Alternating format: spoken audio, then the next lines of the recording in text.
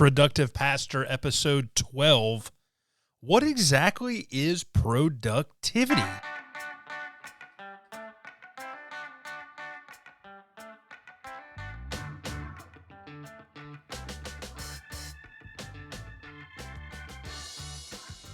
It's the summer, my friends. Is it hot where you are yet? Chad's here. I was on a Zoom with somebody earlier today. They said it was in the 70s. You'll tell me what, Louisiana right now is blistering. It's hit 100 degrees a couple times, but summer's here. I love summer. We've got a little bit of a summer interlude season right now, and today I want to talk about what is productivity. And let me tell you where this came from. We've got the productivity party over on Facebook at the Productive Pastor community. It's almost 1,000 ministry leaders. They're just talking about what does it mean to do this life called ministry in a way that's healthy, but it's also effective and strategic. And I popped up a question because I had a handful of things that could have been the episodes you're listening to today. But John Palmer threw in his own idea into this conversation. He said, defining productive between funerals, weddings, committee meetings, pastoral care, sermon prep, institutional reports, meetings, all the things, define productive. And I realized that the kind of internal quandary I had already was trying to get a couple of these conversations together about personal ministry vision and being proactive and reactive, this sort of things. John's question actually is a great way to get things going. Instead, it's to talk about what is productive. So that's what this episode's about. What does it mean to be productive? So, as always, you can get the show notes over at revchadbrooks.com/PPP/013. 13th episode. Does that mean that this one is a little unlucky? You're going to have to come tell me what that is earlier.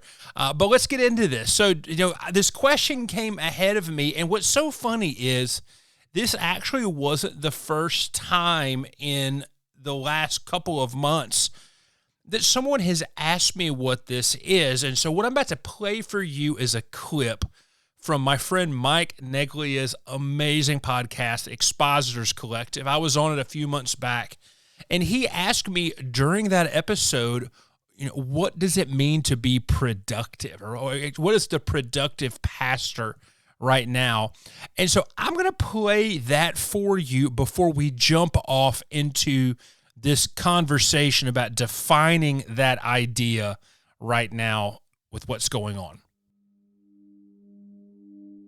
Yeah, so just to put it kind of like bluntly or directly, like what is your new definition of what a productive pastor is? So I'm still working on that, but I can tell you what I do know is I almost changed the name when I came back. But we had like the Facebook community with a bunch of folks. The name recognition was just too solid still to drive it. But I think that what it really is about understanding what's the most valuable thing that you can be doing right now, and to not just get caught up in the needles. Like I talked before, my dad's at a big church. And I've said this before a lot. You've probably heard me say it. We look at larger churches sometimes and like, oh, they have so much more. They have so much more. They have so much more. Well, larger churches have large church problems. Mm-hmm. Right. And when my church of 150 people has a bad financial month, we're down like $1,200. When a really, really large church has a bad financial month, they're down like $75,000. They still have the things that, and I've been blessed to work in large churches, large ministries, this sort of thing. The thing that they have is the time to be strategic. And they're able to focus. And so I think that a lot of like what being a productive pastor means to me now is having a really high level of personal awareness and realizing our own agency to do what God is calling us to do, and then to be responsible with the things on the edges that might seek to tempt or destroy us in our time. So first coming off of that clip, if you don't listen to Mike's podcast, Expositors Collective, and you're into a conversation about preaching, you need to go over there and check it out. Mike has become a really fun friend over the last few months as we've been talking about this. He's a longtime listener of this show, and then I began listening to his show like crazy as well, too, a few years back. So I got the link to the show notes to this episode. Make sure you go and check that out first. I felt like that was actually a really good introduction to how I would answer that question now, because there's definitely a way I would have answered that question several years ago. And answering that question several years ago would have involved a lot of hustle language. Get it done, get it done, get it done. Get all the stuff done so you can have the most margin you can to do the things that really matter, which 90% of the time just cause more headaches and that sort of a thing. So that's where I was 10 years ago. But I mean, 10 years ago, I was a young buck. I was young and dumb. And now I'm just kind of a mid-40s knucklehead. Let's put it that way. But so what is being productive? Let's do this in a couple of movements. The first movement is this, and these are in a sequential order. The first movement of being productive is this. It's all about knowledge. Now, this sounds kind of crazy, but think back to the story that I told. It's all about knowledge, and how do you have the ability to be strategic? That's kind of the funny thing is, if I really think about it, even way back in the day, the beginning of Productive Pastor, strategic pastor kind of actually made a lot more sense, but now especially, because that's the thing that does not cost any money, but it costs time. And so knowledge really is kind of the first question about what is being productive. Knowledge works really in three different ways, and then what you do with those three ways is absolutely up to you. So the first thing, it's about knowledge of yourself. The entire season 1 of Productive Pastor was about personal knowledge and what you did with that. And that was a strategic season. I knew that we could not jump into any future conversations in this community or any of the work that I do now without really knowing that, personal awareness and personal knowledge is just key. It's paramount, because as leaders, if we don't have that level of personal knowledge, we can't lead our church leadership, our staffs, our congregations. We cannot investigate the missional context that we serve. We can't do any of that unless we are always grasping to understand healthy personal knowledge about ourselves. So it's like I said, that's what season 1 is all about. I've got a dozen pastors in our summer learning group, and all we're talking about is self-awareness and strengths, and how this calls us to do things in the unique way that we're called to do. We always kind of come back to asking questions about who are we. The next episode is actually going to be a masterclass where I'm combining a few things, and it's about building out personal vision for ministry and how we lead from that perspective of personal vision. That's going to be a really cool episode. I'm kind of smashing together a couple of things that I thought really mattered a lot to do that. And then most of you know, I've moved into a co-vocational understanding of ministry where I'm serving 2 small churches in one capacity, but I'm also doing a lot of coaching and development work with other pastors and with other churches. And so much of that really is around personal knowledge. I'll tell you right now, if you're really curious about understanding more of your call, your personal vision, that sort of thing, there's a link in the show notes. It's called Working with Chad, and you can just pop that up. And that just gets you in front of me, because if you want to pursue a conversation about what does it mean to get a round of coaching or just have a few conversations to figure things out, call me. I love doing that. It's one of my favorite conversations to have with people. That's why I love the Clifton Strengths model, Strength Finders, and going beyond the top 5 and going into the full 34. But there's also this thing about personal knowledge of ourselves. And I talked about it some in that clip I played, where we feel this stress to be generalists all the time, and it's not that healthy for us. So what are your passions? What are the things that you have loved doing for the longest time? What are your abilities? Like, what kind of track record do you have? If you sit down and do the tough work personally, as far as just your discipleship is concerned, but also your vocational career, where are the shining lights that just scream, this is something they love doing and they're good at and they have maturity in? It goes down to your experience too. Like there are things that I love, it would have happened in ministry, but they never happened. And, I'm not going to blame the Holy Spirit on that, but instead I'm going to look back and say, wow, there was a lot of points of dissimilarities there. Like, for example, there was a point in time that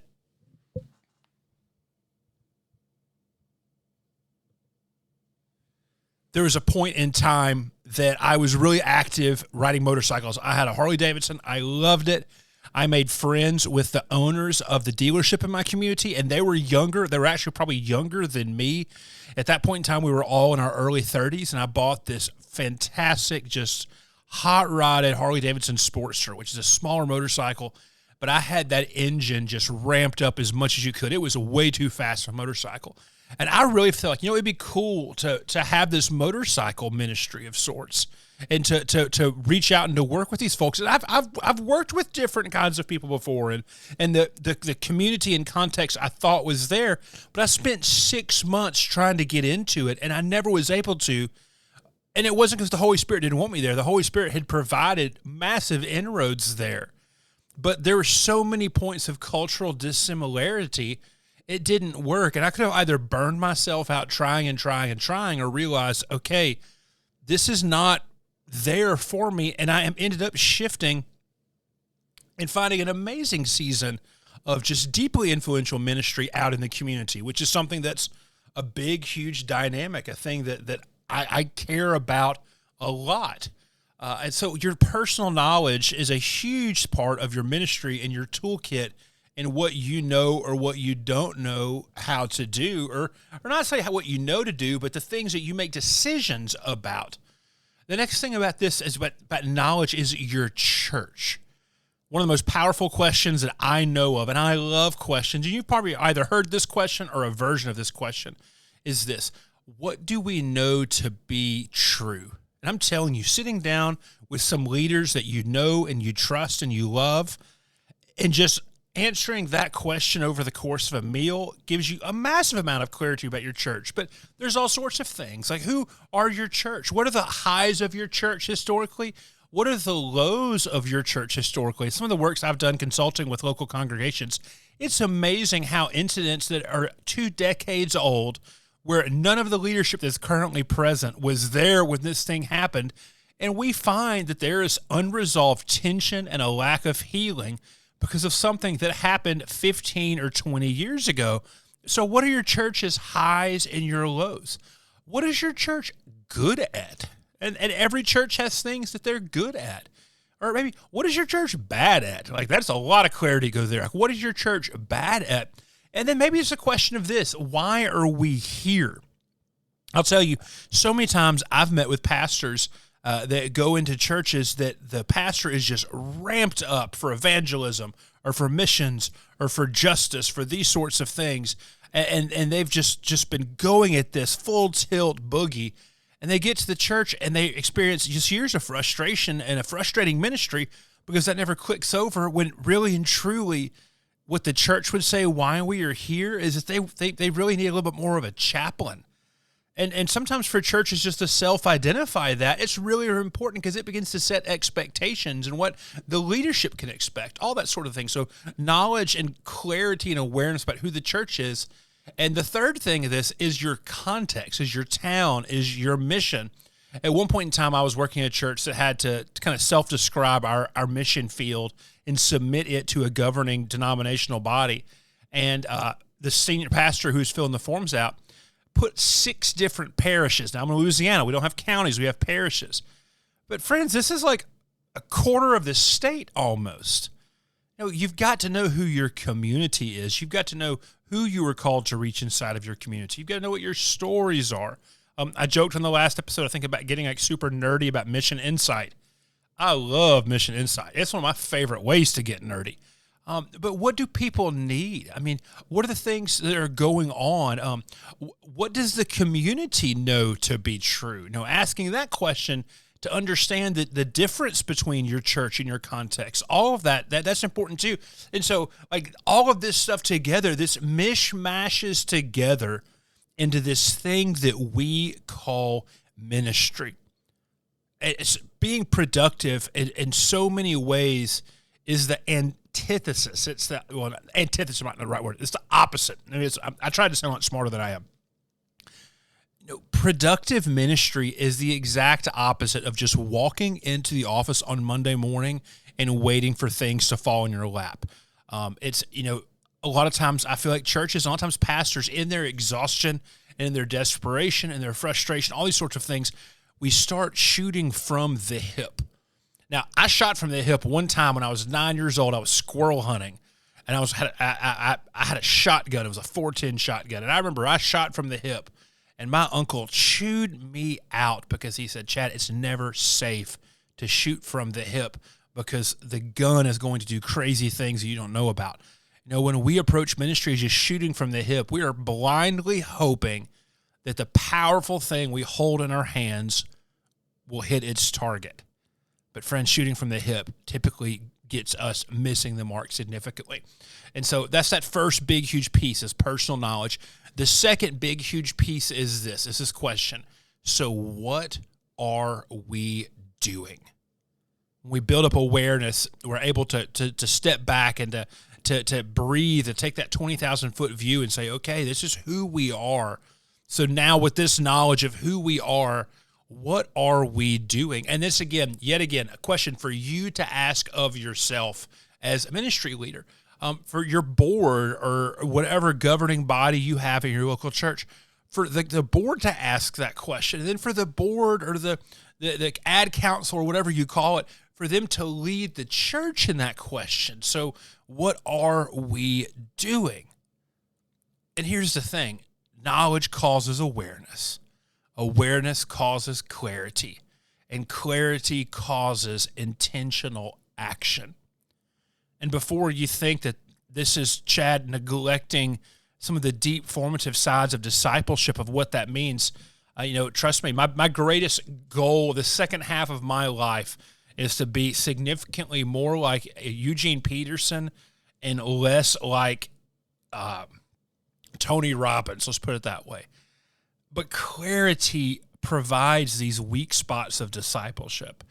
Clarity helps us realize the relationship between worship and mission, or worship and justice. It helps us realize, okay, here's a thing that we know to be true, and we're seeing it pop up inside of our church community. We're seeing it pop up inside of our missional context, and we feel like this is far from the heart of God. And so we need to begin devising a plan to get to the next place. And so knowing what we're doing is deeply part of our productivity journey as well. And here's the thing, this is kind of the last move is this. This is how I'll answer this question. Once we know who we are, once we know what we are doing, then we can begin to ask ourselves the question, what brings us closer to this vision for ministry, this vision for life that we feel like Jesus is giving us? And this level of knowledge-based awareness serves as an amazing filter for the things that are just not necessary. Right now, I'm rereading Cal Newport's book, Deep Work, as part of something I'm developing. And he talks about deep work, which we've all heard before, but I'd never had realized what he talked about shallow work. And I was reflecting about that of, how much shallow work do we have in church? Or how many times are we needlessly spinning wheels that really are just there because we feel like they have to be there? And that's helping us, or it's hurting us neglect our task from teaching, from discipleship, from pastoral care, from spiritual formation, from leadership, all those things, because that's what it is. When you and your congregation are able to declare the focuses, what you're declaring is this is the thing that God is giving us to do. And we want to be responsible for it. So what is productivity? It's not about cranking out a bunch of stuff. It's not even about something that I believed deeply, 7, 8, 9 years ago of trying to hack our way through all the tasks that we don't want to do in order to give us more time to do the things that we feel like we need to do.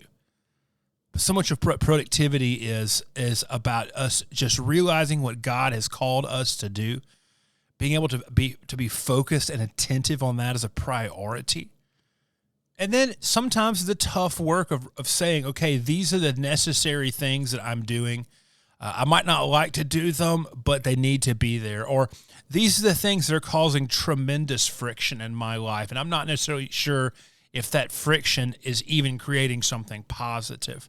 Or it might be saying, wow, I'm spending a lot of time, or we're spending a lot of time, a lot of energy or resources or money, whatever those things, doing this thing that nobody has identified as a priority for us. And so let's just begin to get rid of that. You know, my ultimate goal for productivity in my life now, because it's still extremely busy, but it's just simply giving me the health of mind and the health of focus to say yes and to say no. It's giving me the courage to build up boundaries where I probably have broken into false productivity before in the past, or I've just broken into false things that were not healthy for me at all. I'm a people pleaser, and people pleasing has gotten me in trouble before, but because of the personal awareness, the personal knowledge that I've spent the last few years building up, I'm able to recognize that. I talked about that in the last episode. I'm going to talk about it a lot in the next episode, of just learning from our losses or our mistakes or our low points. That causes a tremendous amount of knowledge, and it gives us the courage to respond to those sorts of things differently in the past. So that, like I said, that is what productivity is to me now. So how do we handle all the busy work? That might be the next question. You might be sitting here today, Chad, okay, all this sounds great and all, but you know what? I got a lot of stuff that has to get done. This is what I think. When we're able to be productive and to be focused and all these sorts of things in the work that we're deeply passionate about or the work that we're called to do, the funny thing that happens is if we're doing it well, that we're going to begin seeing fruit. I want to use fruit language, not growth language. We're going to begin seeing fruit. And what you might be surprised to find is that your leaders help you in filtering out some of the silly stuff, because they realize that more fruit is being created and increased. But then second, we begin to kind of gain up the skills to handle that stuff, to eliminate the friction. The rub is still there, but we found some silicone spray to cover that stuff in so it does not, bog us down as much. It gives us awareness saying, wow, we've got a big, huge thing that somebody has to be doing this task, and we've identified just mission critical steps for us to be doing. And for right now, me focusing on all those spots is hurting me from being able to focus on these things that we've declared to be of primary importance. So in some ways, what our productivity is, it gives us a data point for some of those hard conversations that we might have to have. So this week, what I wanted to do was just to kind of riff off that idea, that question, what is productivity? So I would love to have you or hear you come back into the just the thread on this we find in the Productive Pastor community, just to talk about what are the things that you feel are helpful about it. What are the things that you feel allow you to just grow as far as that is concerned? What are still maybe some of the big questions that you have about productivity in your own life? Where is just that kind of awareness point needing to happen? Where is it maybe not happening right now? How do you just need to see these things increase? So this is what I want you to do. If you find this conversation helpful, if you find this conversation intriguing, go over to the community on Facebook, find the episode thread, and just dive in. Because this is the thing, and I said it every single episode in season 1, I'm not coming as some sort of productivity guru. What I'm coming with is just the honesty to let's have this conversation in public. And let me show you some of the things that have been helping me, that have been helping other people. Let's talk about some of the mistakes that we have seen, or the mistakes that I have seen. This might be, but more than anything else, and this is what I want you to hear. And I'm going to finish out, not trying to promo something or whatever. I'm going to finish out with this. It is imperative for us to believe that God has called us to deeply important work. And if we believe God has called us to this work, if we believe that this is the activation, the power of the Holy Spirit, and friends, our world needs leaders who believe God is doing things. But God is doing things in you as well. And He's given us the privilege of being stewards of those things that He is doing. So productivity is not just about racking down a massive to-do list. It's about the knowledge. It is about the answers to the question, what are we doing? And it's about just having the gumption to stick to the mission in a way that causes fruit, that causes health. So that's it. What is productivity? Next episode, we're coming back with a master class on building out a personal vision for ministry. I'm excited about that. So excited. I put it off for a week so I can make the content even better. But thanks for tuning in, for hanging out. I will see you around the internets in next episode.